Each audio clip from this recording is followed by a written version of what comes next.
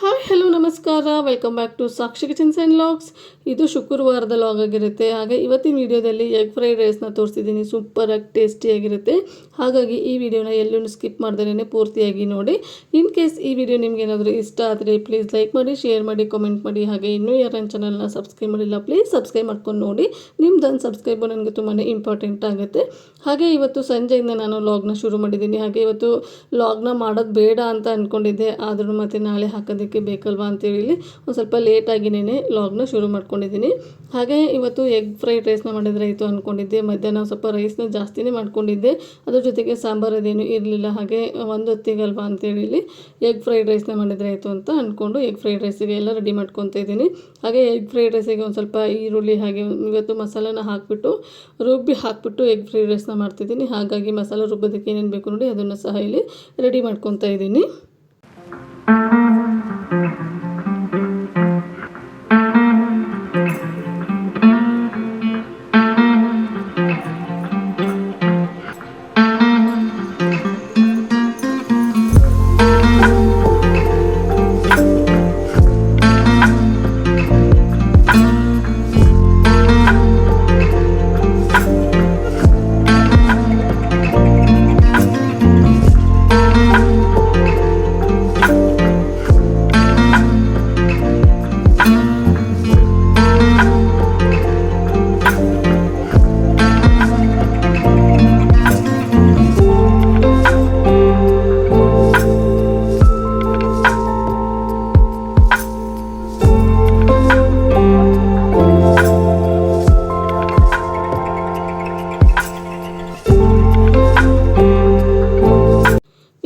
Egg fried ರೈಸಿಗೆ ನಾನು ಮಸಾಲೆ ಬೇಕು ಅಂತ ಹೇಳಿದ್ನಲ್ವ, ಹಾಗಾಗಿ ಒಂದು ಮಿಕ್ಸಿ ಜಾರ್ ತೊಗೊಂಡಿದ್ದೀನಿ. ಮಿಕ್ಸಿ ಜಾರಿಗೆ ಒಂದು ಅರ್ಧ ಹಿಡಿ ಆಗೋಷ್ಟು ಪುದೀನ, ಒಂದು ಅರ್ಧ ಹಿಡಿ ಆಗೋಷ್ಟು ಕೊತ್ತಂಬರಿ ಸೊಪ್ಪನ್ನ ಸೇರಿಸ್ಕೊತಾ ಇದ್ದೀನಿ. ಅದಕ್ಕೆ ಒಂದು ಗೆಡ್ಡೆ ಬೆಳ್ಳುಳ್ಳಿನ ಸೇರಿಸ್ಕೊಂಡು ಹಾಗೆ 2 ಹಸಿರು ಮೆಣಸಿನ್ಕಾಯಿನ ಸೇರಿಸ್ಕೊತಾ ಇದ್ದೀನಿ. ನಿಮಗೇನಾದರೂ ಖಾರ ಜಾಸ್ತಿ ಬೇಕಾದರೆ ನೀವು ಇಲ್ಲಿ ಖಾರನೂ ಸಹ ಜಾಸ್ತಿ ಹಾಕೋಬೋದು, ಅಂದರೆ ಹಸಿಮೆಣಸಿನ್ಕಾಯಿನ ಜಾಸ್ತಿ ಸೇರಿಸ್ಕೋಬೋದು.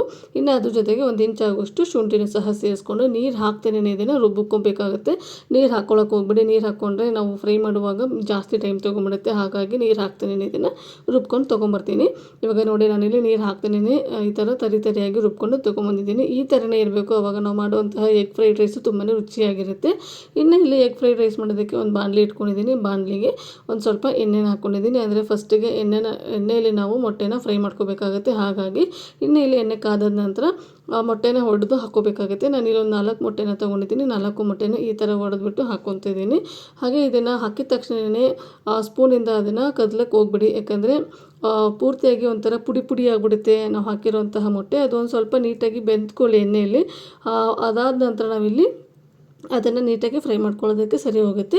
ಇನ್ನು ನೋಡ್ತಾ ಇರ್ಬೋದು ನೀವಿಲ್ಲಿ ನಾನು 4 ಮೊಟ್ಟೆನ ಹಾಕ್ಕೊಂಡು ಇವಾಗ ನಾನು ಇದನ್ನು ನೀಟಾಗಿ ಈ ಥರ ಮಿಕ್ಸ್ ಮಾಡ್ಕೊತಾ ಇದ್ದೀನಿ. ಈ ಥರ ಮಾಡೋದ್ರಿಂದ ಒಂದು ಸ್ವಲ್ಪ ದಪ್ಪದಾಗಿರುವಂತಹ ಮೊಟ್ಟೆ ಪೀಸಸ್ ಸಿಗ್ತಾ ಇರುತ್ತೆ.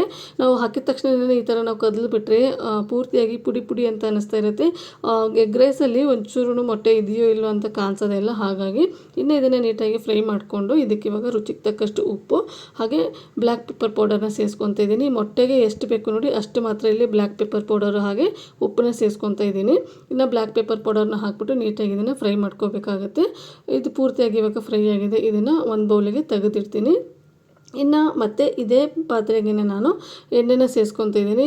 ಇದರಲ್ಲೇ ನಾನು ಎಗ್ ಫ್ರೈಡ್ ರೈಸ್ನ ಮಾಡ್ತಿರೋದ್ರಿಂದ ಇದಕ್ಕೇ ಹಾಕ್ಕೊತಾ ಇದ್ದೀನಿ. ಒಂದು 2 ರಿಂದ 3 ಸ್ಪೂನ್ ಆಗೋಷ್ಟು ಎಣ್ಣೆ ಹಾಕ್ಕೊಳ್ಳಿ. ನಿಮಗೆ ಎಣ್ಣೆ ಜಾಸ್ತಿ ಬೇಕಾದರೆ ಜಾಸ್ತಿನೂ ಸಹ ಸೇರಿಸ್ಕೋಬೋದು, ಕಡಿಮೆ ಬೇಕಾದರೆ ನೀವು ಕಡಿಮೆನೂ ಸಹ ಸೇರಿಸ್ಕೋಬೋದು. ನಾನಿಲ್ಲಿ ಜಾಸ್ತಿಯನ್ನು ಸೇರಿಸ್ಕೊಳ್ಳೋದಕ್ಕೆ ಹೋಗಿಲ್ಲ. ಇನ್ನು ಇಲ್ಲಿ ಎಣ್ಣೆ ಕಾದಾದ ನಂತರ ಒಂದು ಅರ್ಧ ಸ್ಪೂನ್ ಆಗುವಷ್ಟು ಸಾಸಿವೆನ ಸೇರಿಸ್ಕೊತಾ ಇದ್ದೀನಿ. ಹಾಗೆ 1 ಗರಿ ಕರಿಬೇವಿನ ಸೊಪ್ಪನ್ನ ಸೇರಿಸ್ಕೊತಾ ಇದ್ದೀನಿ. ಇದೆರಡು ಚಿಟಕುಟ್ಟಿದ ನಂತರ ಕಟ್ ಮಾಡಿ ಇಟ್ಕೊಂಡಿರೋಂತಹ ಈರುಳ್ಳಿನ ಸೇರಿಸ್ಕೊತಾ ಇದ್ದೀನಿ. ಈರುಳ್ಳಿ ಆದಷ್ಟು ಒಂದು ಸ್ವಲ್ಪ ದಪ್ಪದಾಗಿಯೇ ಕಟ್ ಮಾಡ್ಕೊಳ್ಳಿ, ಆವಾಗ ನಾವು ರೈಸ್ ತಿನ್ನುವಾಗ ಬಾಯಿಗೆ ಸಿಗ್ತಾ ಇರುತ್ತೆ. ಹಾಗಾಗಿ ನೀವು ನೋಡ್ತಾ ಇರ್ಬೋದು ನಾನಿಲ್ಲಿ ಎಷ್ಟು ದಪ್ಪದಾಗಿ ಕಟ್ ಮಾಡ್ಕೊಂಡಿದ್ದೀನಿ ಅಂತ. ಇನ್ನು ಇಲ್ಲಿ ಈರುಳ್ಳಿನ ಹಾಕ್ಬಿಟ್ಟು ನೀಟಾಗಿ ಫ್ರೈ ಮಾಡ್ಕೋಬೇಕಾಗತ್ತೆ. ಹಾಗೆ ಇದ್ರ ಜೊತೆಗೆ ನಾವೇನು ರುಬ್ಬಿಟ್ಕೊಂಡಿದ್ವಲ್ವ ಪೇಸ್ಟು ಅದನ್ನು ಸೇರಿಸ್ಕೊತಾ ಇದ್ದೀನಿ. ಯಾಕಂದರೆ ಹಸಿಯಾಗಿರುವಂತಹ ಮಸಾಲೆನ ರುಬ್ಬಿರೋದ್ರಿಂದ ಎಣ್ಣೆಲೆ ನೀಟಾಗಿ ಫ್ರೈ ಆದರೆ ಅದರದ್ದು ಪರಿಮಳ ತುಂಬ ಚೆನ್ನಾಗಿ ಬರ್ತಾ ಇರುತ್ತೆ. ಹಾಗಾಗಿ ಇನ್ನು ಗ್ರೀನ್ ಮಸಾಲೆನೂ ಸಹ ಹಾಕ್ಕೊಂಡು ನೀಟಾಗಿ ಫ್ರೈ ಮಾಡ್ಕೊತಾ ಇದ್ದೀನಿ. ಹಾಗೆ ಇದ್ರ ಜೊತೆಗೆ ಒಂದು ಅರ್ಧ ಸ್ಪೂನ್ ಆಗೋಷ್ಟು ಶುಂಠಿ ಬೆಳ್ಳುಳ್ಳಿ ಪೇಸ್ಟ್ನ ಸೇರಿಸ್ಕೊತಾ ಇದ್ದೀನಿ. ನಿಮಗೆ ಬೇಡ ಅಂದರೆ ನೀವು ಸ್ಕಿಪ್ ಮಾಡ್ಕೋಬೋದು. ನಾವು ಆಲ್ರೆಡಿ ರುಬ್ಬೋದಕ್ಕೂ ಸಹ ಶುಂಠಿ ಬೆಳ್ಳುಳ್ಳಿನ ಹಾಕಿರ್ತೀವಿ, ಮತ್ತು ಎಕ್ಸ್ಟ್ರಾ ಬೇಡ ಅಂದರೆ ನೀವು ಸ್ಕಿಪ್ ಮಾಡ್ಕೊಳ್ಳಿ. ಈ ಥರ ಎಕ್ಸ್ಟ್ರಾ ಹಾಕೊಳ್ಳೋದ್ರಿಂದ ರುಚಿ ತುಂಬ ಚೆನ್ನಾಗಿರುತ್ತೆ ಅಂತ ನಾನು ಒಂದು ಅರ್ಧ ಸ್ಪೂನ್ ಮಾತ್ರ ಹಾಕ್ಕೊಂಡಿದ್ದೀನಿ. ಇನ್ನು ಶುಂಠಿ ಬೆಳ್ಳುಳ್ಳಿಯಲ್ಲಿರೋಂತಹ ಹಸಿ ವಾಸನೆ ಹೋದ್ಮೇಲೆ ನಾವೇನು ಹುರಿದಿಟ್ಕೊಂಡಿದ್ವಲ್ವ ಮೊಟ್ಟೆನ, ಅದನ್ನು ಸಹ ಇವಾಗಲೇ ಸೇರಿಸ್ಕೊತಾ ಇದ್ದೀನಿ. ಹಸಿ ಮಸಾಲದೆಲ್ಲ ಇದಕ್ಕೆ ಹಿಡ್ಕೋಬೇಕು. ಶುಂಠಿ ಬೆಳ್ಳುಳ್ಳಿ ಹಾಗೆ ಹಸಿರು ಮೆಣಸಿನ್ಕಾಯಿ, ಪುದೀನ, ಕೊತ್ತಂಬರಿ ಎಲ್ಲ ಏನು ಹಾಕಿರ್ತೀವಲ್ವ ಅದು ನೀಟಾಗಿ ಮೊಟ್ಟೆಗೆ ಹಿಡ್ಕೋಬೇಕು. ಹಾಗಾಗಿ ಈ ಟೈಮಲ್ಲಿ ಮೊಟ್ಟೆನ ಹಾಕ್ಕೋಬೇಕಾಗುತ್ತೆ. ಮೊಟ್ಟೆನ ಹಾಕ್ಕೊಂಡು ಒಂದೆರಡು ನಿಮಿಷ ಫ್ರೈ ಮಾಡಿಕೊಂಡು ಮೊದಲೇ ಮಾಡಿಟ್ಕೊಂಡಿರೋಂತಹ ರೈಸ್ನ ಹಾಕ್ಕೊತಾ ಇದ್ದೀನಿ. ನಾನಿಲ್ಲಿ ಮಧ್ಯಾಹ್ನ ಮಾಡಿರೋಂತಹ ರೈಸ್ನ ಸೇರಿಸ್ಕೊಂಡಿದ್ದೀನಿ. ನೀವು ಬೇಕಾದರೆ ಫ್ರೆಶ್ ಆಗಿ ಮಾಡಿಕೊಂಡು ಸಹ ಸೇರಿಸ್ಕೋಬೋದು. ಇನ್ನು ರೈಸ್ನ ಹಾಕ್ಕೊಂಡು ಒಂದು ಅರ್ಧ ಸ್ಪೂನ್ ಆಗುವಷ್ಟು ಅಚ್ಚಕಾರದ ಪುಡಿ, ಒಂದು ಅರ್ಧ ಸ್ಪೂನ್ ಆಗುವಷ್ಟು ಗರಂ ಮಸಾಲ, ಹಾಗೆ ರುಚಿಗೆ ತಕ್ಕಷ್ಟು ಉಪ್ಪನ್ನ ಸೇರಿಸ್ಕೊತಾ ಇದ್ದೀನಿ. ಇಲ್ಲಿ ಅನ್ನ ಮಾಡುವಾಗಲೂ ಸಹ ಉಪ್ಪನ್ನ ಹಾಕಿರ್ತೀವಿ, ಹಾಗೆ ಮೊಟ್ಟೆನ ನಾವು ಫ್ರೈ ಮಾಡುವಾಗಲೂ ಸಹ ಉಪ್ಪನ್ನ ಹಾಕಿರ್ತೀವಿ. ಹಾಗಾಗಿ ಇವಾಗ ಒಂದು ಸ್ವಲ್ಪ ನೋಡಿಬಿಟ್ಟು ಉಪ್ಪನ್ನ ಹಾಕ್ಕೊಳ್ಳಿ. ಉಪ್ಪು ಜಾಸ್ತಿ ಆದರೆ ತಿನ್ನೋದಕ್ಕೆ ಕಷ್ಟ ಆಗುತ್ತೆ, ಇನ್ನು ಕಡಿಮೆ ಆದರೆ ಆಮೇಲೆ ಮತ್ತೆ ಹಾಕ್ಕೊಂಡು ತಿನ್ಬೋದು. ಇನ್ನು ಇದನ್ನು ನೀಟಾಗಿ ಮಿಕ್ಸ್ ಮಾಡ್ಕೋಬೇಕಾಗುತ್ತೆ. ಹಾಗೆ ನನ್ನ ಹತ್ರ ಸ್ಪ್ರಿಂಗ್ ಆನಿಯನ್ ಇತ್ತು, ಸ್ಪ್ರಿಂಗ್ ಆನಿಯನ್ನ ಸೇರಿಸ್ಕೊಂಡಿದ್ದೀನಿ. ನಿಮ್ಮ ಹತ್ರ ಇಲ್ಲಾಂದರೆ ನೀವು ಸ್ಕಿಪ್ ಮಾಡ್ಕೊಳ್ಳಿ. ಹಾಗೆ ಇದಕ್ಕೆ ಒಂದು ಚಿಕ್ಕದು ಈರುಳ್ಳಿನ ಮೇಲೆ ಈ ಥರ ಹಸಿ ಈರುಳ್ಳಿನ ಸೇರಿಸ್ಕೊತಾ ಇದ್ದೀನಿ. ಹಾಗೆ ಒಂದು ಸ್ವಲ್ಪ ಕೊತ್ತಂಬರಿ ಸೊಪ್ಪನ್ನ ಸಹ ಸೇರಿಸ್ಕೊತಾ ಇದ್ದೀನಿ. ಇದನ್ನೆಲ್ಲ ಹಾಕೊಳ್ಳುವಾಗ ನಾವು ಗ್ಯಾಸ್ ಫ್ಲೇಮ್ನ ಫುಲ್ಲಾಗಿ ಆಫ್ ಮಾಡಬೇಕು.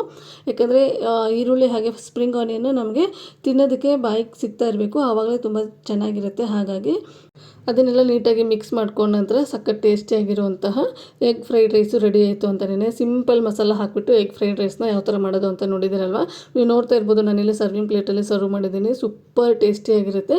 ಹಾಗೆ ನಾನಿವತ್ತು ತಂಗ್ಳನ್ನದಿಂದ ಮಾಡಿರೋದ್ರಿಂದ ರುಚಿ ಮಾತ್ರ ಇನ್ನೂ ಚೆನ್ನಾಗಿರುತ್ತೆ. ನನಗೆ ಈ ಥರ ಚಿತ್ರಾನ್ನ ಆಯಿತು, ಪುಳಿಯೋಗರೆ ಆಯಿತು, ಈ ಥರ ಎಗ್ ಫ್ರೈಡ್ ರೈಸು ಅದೇನಾದರೂ ಮಾಡಬೇಕು ಅಂದರೆ ಮಧ್ಯಾಹ್ನ ಮಾಡಿಟ್ಕೊಂಡು ರಾತ್ರಿಗೆ ಹೇಗೆ ಮಾಡ್ಕೊಳ್ಳೋದಕ್ಕೆ ತುಂಬಾ ಇಷ್ಟ ಆಗುತ್ತೆ. ಬಿಸಿ ರೈಸಲ್ಲಿ ಅಷ್ಟಾಗಿ ರುಚಿ ಕೊಡೋದೇ ಇಲ್ಲ ಈ ಥರದ ರೈಸ್ ಐಟಮ್ಸು.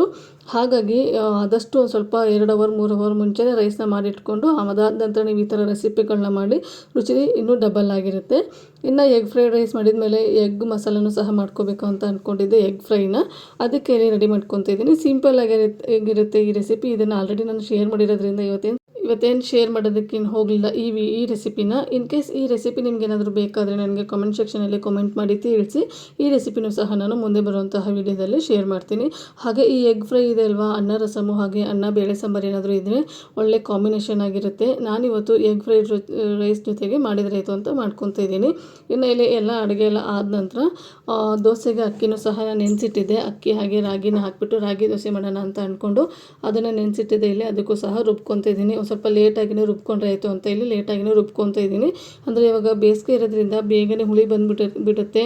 ಹಾಗಾಗಿ ಹಿಂದೆ ಒಂದ್ಸರಿ ನಾನು ಇಡ್ಲಿ ಹಿಟ್ಟನ್ನ 6:30 ಹಂಗೆಲ್ಲ ರುಬ್ಬಿಟ್ಕೊಂಡ್ಬಿಟ್ಟಿದ್ದೆ. ಬೆಳಗ್ಗೆ 5:30 6 ಗಂಟೆಗೆಲ್ಲ ಬಂದು ನೋಡಿದರೆ ಪೂರ್ತಿಯಾಗಿ ಉಕ್ಕಿ ಚೆಲ್ಲೋಗ್ಬಿಟ್ಟಿತ್ತು. ಆ ಥರ ಆಗಬಾರ್ದು ಅಂತೇಳ್ಬಿಟ್ಟು ಇವತ್ತು ಒಂದು ಸ್ವಲ್ಪ ಲೇಟಾಗಿನೇ ಈ ಹಿಟ್ಟನ್ನ ರುಬ್ಬಿಟ್ಕೊತಾ ಇದ್ದೀನಿ. ಇನ್ನು ಹಿಟ್ಟೆಲ್ಲ ರುಬ್ಕೊಂಡ್ಮೇಲೆ ಒಂದು ಸ್ವಲ್ಪ ಪಾತ್ರೆಗಳೆಲ್ಲ ಇತ್ತು, ಅದನ್ನ ತೊಳ್ಕೊಂಡಿದ್ದಾಯಿತು. ಇನ್ನು ಮಿಕ್ಕೊಂಡಿರೋಂತಹ ಕೆಲಸಗಳನ್ನ ಮುಗಿಸ್ಕೋಬೇಕಾಗಿತ್ತು. ಅಂದರೆ ಊಟ ಆದಮೇಲೆ ಅಡುಗೆ ಮನೆ ಕ್ಲೀನಿಂಗ್ ಎಲ್ಲ ಇರುತ್ತಲ್ಲ, ಆ ಕೆಲಸನೂ ಸಹ ಮುಗಿಸ್ಕೋಬೇಕಾಗಿತ್ತು. ಇನ್ನು ಇವತ್ತಿನ ವ್ಲಾಗ್ನ ಇಲ್ಲಿಗೆ ಎಂಡ್ ಮಾಡ್ತಾಯಿದ್ದೀನಿ. ನಾನು ಮಾಡಿರುವಂತಹ ವ್ಲಾಗು, ನಾನು ಮಾಡಿರುವಂತಹ ರೆಸಿಪಿ ನಿಮಗೇನಾದರೂ ಇಷ್ಟ ಆದರೆ ಪ್ಲೀಸ್ ಲೈಕ್ ಮಾಡಿ, ಶೇರ್ ಮಾಡಿ, ಕಮೆಂಟ್ ಮಾಡಿ. ಹಾಗೆ ಇನ್ನೂ ಯಾರು ನನ್ನ ಚಾನಲ್ನ ಸಬ್ಸ್ಕ್ರೈಬ್ ಮಾಡಿಲ್ಲ ಪ್ಲೀಸ್ ಸಬ್ಸ್ಕ್ರೈಬ್ ಮಾಡ್ಕೊಂಡು ನೋಡಿ. ನಿಮ್ದೊಂದು ಸಬ್ಸ್ಕ್ರೈಬ್ ನನಗೆ ತುಂಬಾ ಇಂಪಾರ್ಟೆಂಟ್ ಆಗುತ್ತೆ. ಹಾಗೆ ನಿಮ್ಮ ಫ್ಯಾಮಿಲಿ ಆ್ಯಂಡ್ ಫ್ರೆಂಡ್ಸಿಗೂ ಸಹ ಈ ವಿಡಿಯೋನ ಶೇರ್ ಮಾಡಿ.